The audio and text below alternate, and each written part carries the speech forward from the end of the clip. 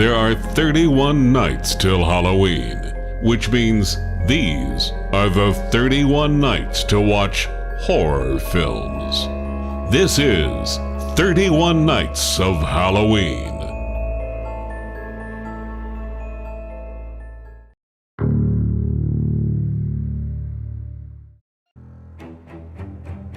Imagine being a teenager in high school and just desperately trying to get into your girlfriend's pants. And as soon as you get the opportunity to, all of a sudden, a vampire moves in next door. Yep, that's what happens to Charlie Brewster in Fright Night. Fright Night is one of the best vampire movies ever made. Everything about this movie is fantastic, from Chris Sarandon to Roddy McDowall to Marcy Darcy to Stephen Jeffries. Everyone in this movie, acting-wise, does a fantastic job. On top of that, this is Tom Holland's first film, and he knocked it out of the park. I mean, seriously, it's just a beautiful, well-made movie. This movie takes, I think, a little bit of inspiration from Alfred Hitchcock's Rear Window, where Charlie, after he sees his neighbors moving in with the coffin, it piques his curiosity, so he decides to start, being a little creep and spying and watching it with binoculars. And then all of a sudden, one night he hears a loud scream and sees something being moved out of the house. And then the following night, he is starting to watch and he sees that his neighbor's about to have sex with a beautiful young woman. And then all of a sudden, he has fangs. And he's about to suck the blood out of this lady's neck. And he knows, he can sense somebody's watching him. He looks up and sees Charlie there with binoculars. And then as the movie progresses, Charlie's trying to convince everybody that his neighbor is a vampire, but nobody will believe him.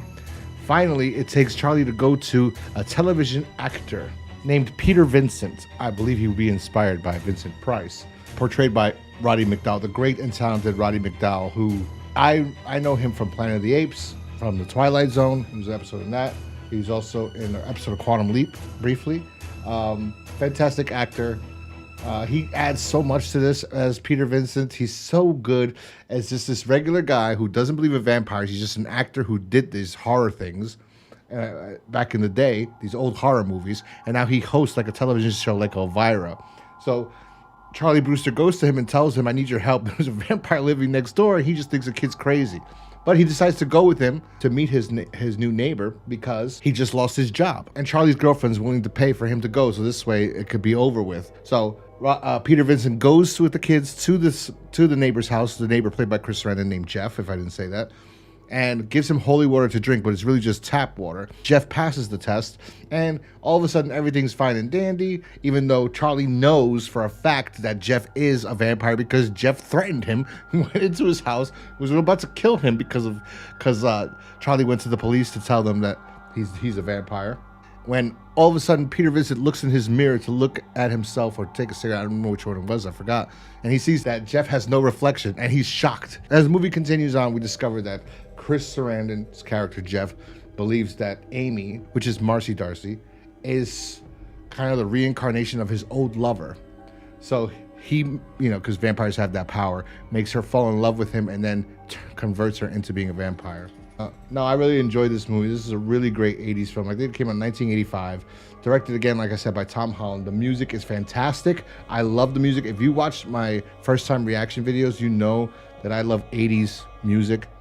And this soundtrack is phenomenal. The music in this film is superb. By the way, if you like 80s music, I have a Spotify account. Just look up Ghost Crusaders, and there's a playlist over there for 80s and 70s. You might like it. But let's get back to this movie. This movie works so well because it was directed and written well, even though it takes elements from Dracula and a lot of other lore, but that's because Tom Holland wanted to make a movie like the old classic movies when he grew up watching, like Dracula and Frankenstein and things like that. On top of that, it's the acting. You got Chris Sarandon as the bad guy. You got Roddy McDowall, a legend, playing Peter Vincent.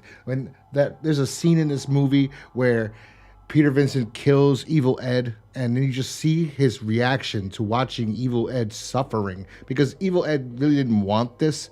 He wanted it, but he really didn't want it, and you can see his pain that he's transforming back into a human, and you see the pain and sorrow in Peter Vincent's eyes. After this, he's like, no, this is real. Everything I've been doing these Dracula movies, this is me. I am this person. This is like I was meant for this. And that's when he has his faith back And he's like, no, I could do this. I know everything I need to do. And the chemistry between him and Charlie is great. I think it's probably better in the second movie, to be honest, because they're not much in this one together. And there's a part 2, and I remember being pretty good. I haven't seen it in years. When I was a kid, I saw it. I thought it was good. It was a little bit funnier and not as good as this, but it was a decent sequel. But this movie worked in so many levels because, like many other movies I've mentioned before, it's like lightning in a bottle. Everything just hit and worked out perfectly. This is a perfect film, in my honest opinion. If you've never seen it, watch it. You could check out this one. You could check out the remake, because I think the remake is pretty good too, and normally I don't. And the sequel's good if you can find it. Definitely check out Fright Night. I love it. And I'll talk to you guys next time. Peace.